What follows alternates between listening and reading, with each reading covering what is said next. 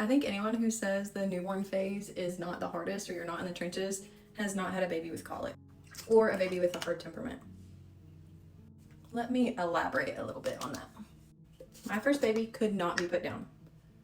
You had to carry her at all times or she was crying. You also could not sit down with her. So if you were wanting to hold her or watch a show, you literally had to be walking. Me and my husband would take turns walking back and forth in the living room to keep her from crying.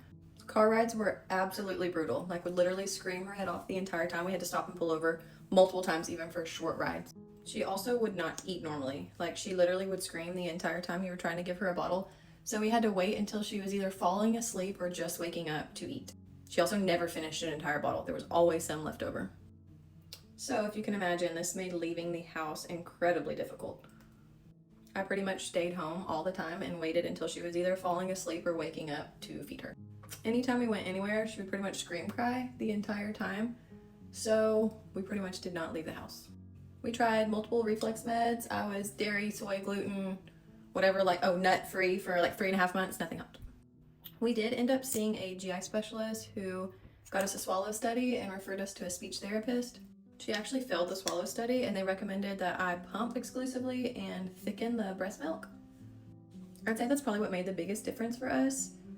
Her weight gain was still really slow, which was very stressful, but she got more comfortable and feeds weren't as stressful. This whole situation with her feeding difficulty and poor weight gain did not help my postpartum anxiety, and I was weighing her every single day, and when she wasn't gaining weight, it was making me super upset. So if you can avoid weighing your baby, like if they don't need it medically, try to avoid that because it creates a lot of unnecessary stress. I am 5 years out from that, so talking about it does not feel near as heavy or carry any shame.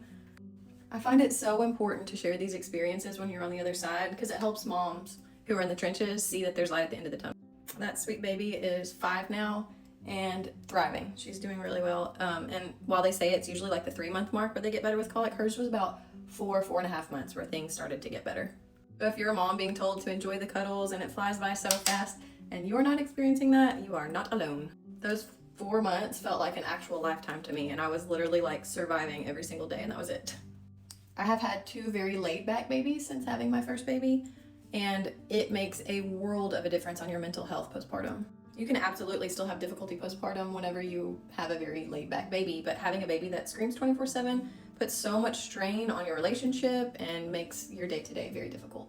I had a very hard time admitting any of this whenever I was in the middle of it. So sharing now, I feel like is so important for those that are going through it and don't feel like they have a voice or feel comfortable talking about it.